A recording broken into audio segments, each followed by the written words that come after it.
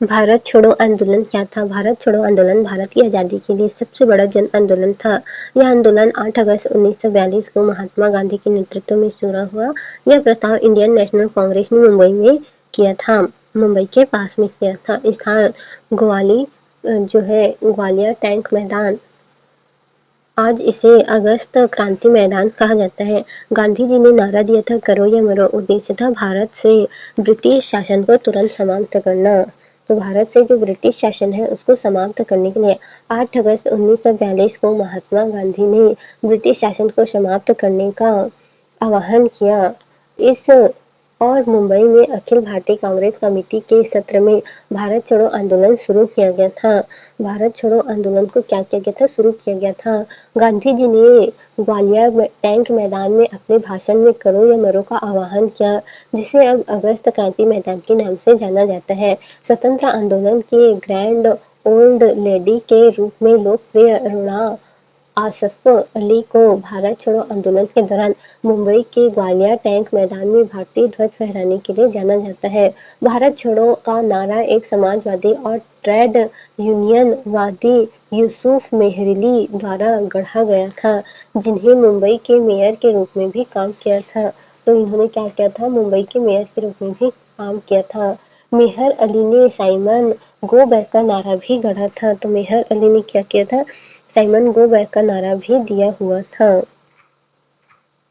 भारत छोड़ो नारा किसने दिया था? यह नारा यूसुफ मेहराली ने दिया था। वे समाजवादी नेता और ट्रेड यूनियनवादी थे। बाद में मुंबई के मेयर भी बने थे। तो बाद में मुंबई के क्या बने थे? मेयर बने थे। अरुणा आसफ अली की भूमि, आंदोलन में अरुणा आसफ अली बहुत प्रसिद्ध हुई। उन्होंने ग्वालियर टैंक मैदान में तिरंगा फहराया, इसलिए उन्हें भारत छोड़ो आंदोलन की ग्रैंड ओल्ड लेडी कहा जाता है। तो ग्रैंड ओल्ड लेडी कहा जाता है। और यूसुफ मेहरा अली, ये है यूसुफ मेहर अली, जिन्होंने करो या मरो जो है नारा दिया था, और साथ ही साइमन गो बैक का नारा भी इन्हीं का था। तो साइमन गो बैक का नारा भी इन्होंने दिया था और करो और मरो का नारा भी इन्होंने ही दिया था। और साथ ही यूसुफ अली नाम है, यूसुफ मेहर अली और अरुणा असाफ अली। अरुणा असाफ अली कौन है? इन्हें जो है अरुणा असाफ अली को क्या कहा जाता है? अरुणा असाफ अली को ग्रैंड ओल्ड लेडी कहा जाता है।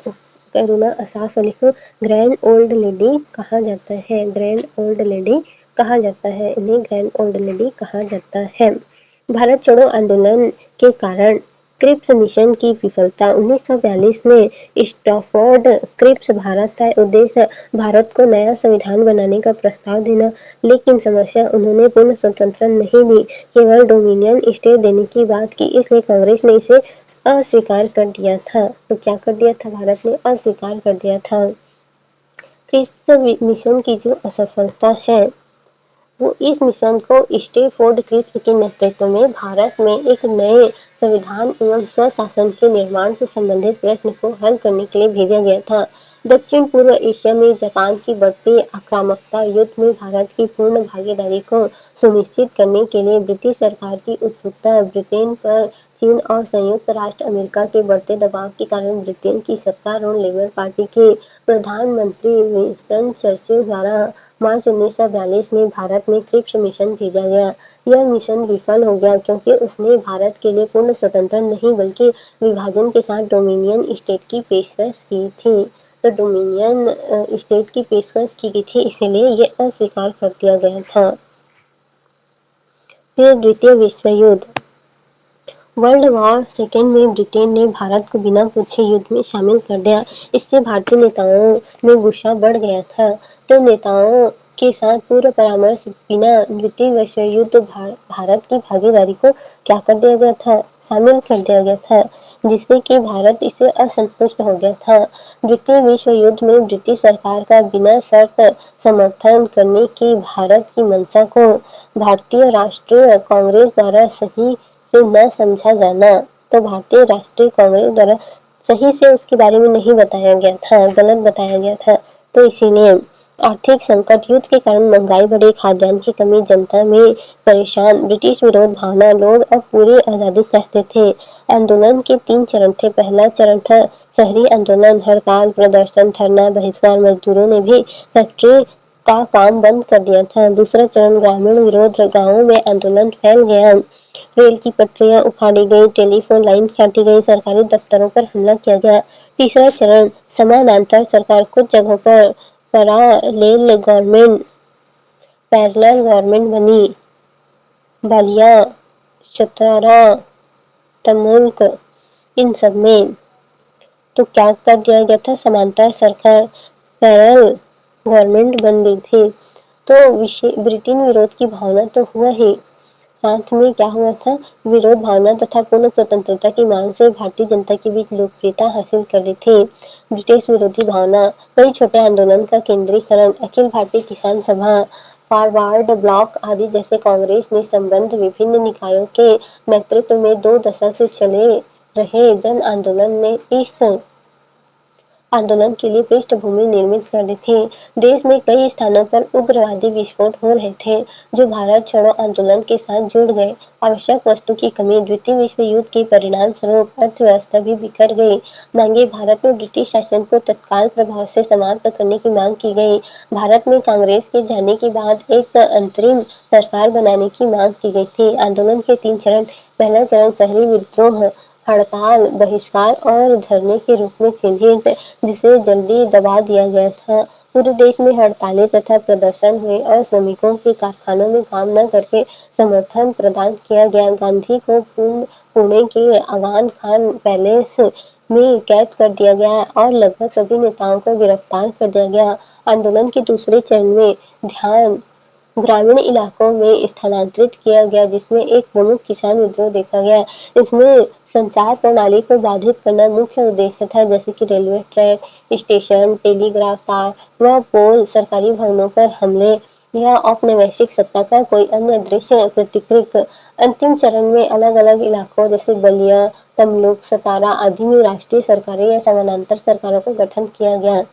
आंदोलन की सफलता और भविष्य के नेताओं का उदय। इस आंदोलन में कई नेताएं उभरे, जैसे कि राम मनोहर लोहिया, जया प्रकाश नारायण, अरुणा असफ अली, बिजू पटनायक, सचेता कृपालनी। तो इन सब ने इसमें जो है भाग लिया था। भविष्य के नेताओं का उदय हुआ था, जैसे कि राम मनोहर लोहिया, जेपी नारायण, अरुणा असफ अली, बिजू पटनायक, सुचेता कृपलानी आदि नेताओं ने भूमिक गतिविधियों को अंजाम दिया, जो बाद में प्रमुख नेताओं के रूप में उभरे थे। महिलाओं की भागीदारी, इसमें महिलाओं की भी भूमिका थी। महिलाओं ने भी बड़ा योगदान दिया था। उषा मेहता, इन्होंने गुप्त रेडियो स्टेशन शुरू किया, इससे आंदोलन की खबरें फैली थी। तो उषा मेहता ने ही गुप्त क्या किया था, आंदोलन की खबरें फैलाई हुई थी।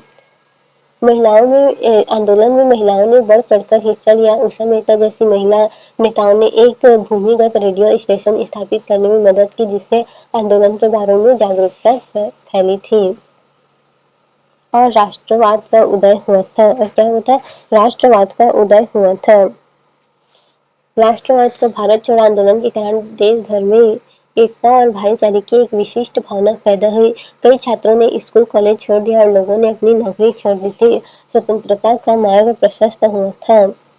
आंदोलन की असफलता का कारण, आंदोलन की असफलता का कारण था, बहुत सारे कारण थे आंदोलन के असफल होने के, जैसे कि यद्यपि वर्ष 1944 में भारत छोड़ो आंदोलन कुचल दिया गया था।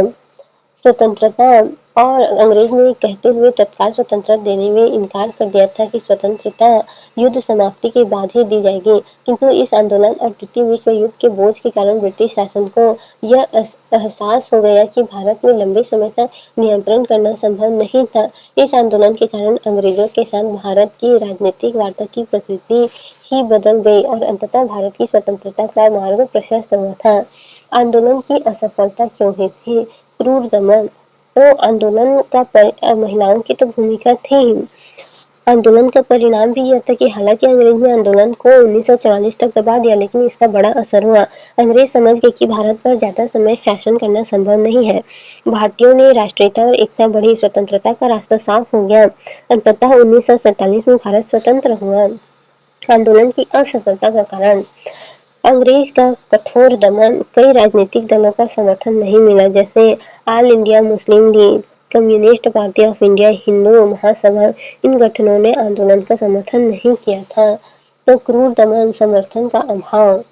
मुस्लिम लीग, भारतीय कम्युनिस्ट पार्टी और हिंदू महासभा ने आंदोलन का समर्थन नहीं किया। भारतीय नौकरशाही ने भी इस आंदोलन का समर्थन नहीं किया था। मुस्लिम लीग ने भी इस आंदोलन का क्या किया था, समर्थन नहीं किया था। इन आंदोलनों का समर्थन नहीं किया गया था। साथ ही मुस्लिम लीग बंटवारे से पूर्व अंग्रेजों के भारत छोड़ने के पक्ष में ही थे। तो अब भारत छोड़ देते, ऐसा नहीं चाहते थे मुस्लिम लीग। अंग्रेज जो है भारत में ही रहे, ऐसा चाहते थे।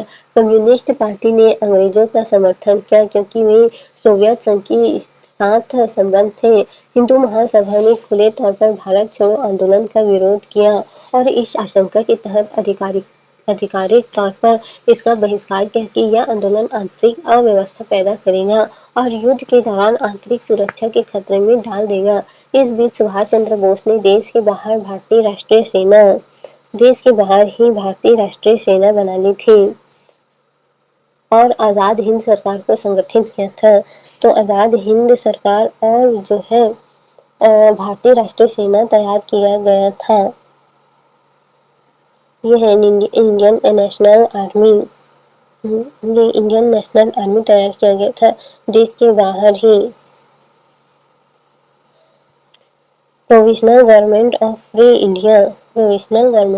इंडिया भी बनाया गया था।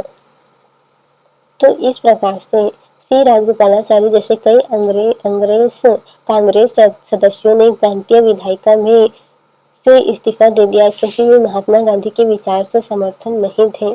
तो इस्तीफा दे दिया और गांधी के विचार का समर्थन नहीं कर रहे थे। कांग्रेस से जो है इस्तीफा दे दिया गया था। उसी समय एक और घटना, इस समय सुभाष चंद्र बोस ने विदेशों में Indian national army provision government of free India का गठन किया। तो जी से गांधी करो या मरो, के से क्रिप्स मिशन फेलियर और पी से पैरेलल गवर्नमेंट।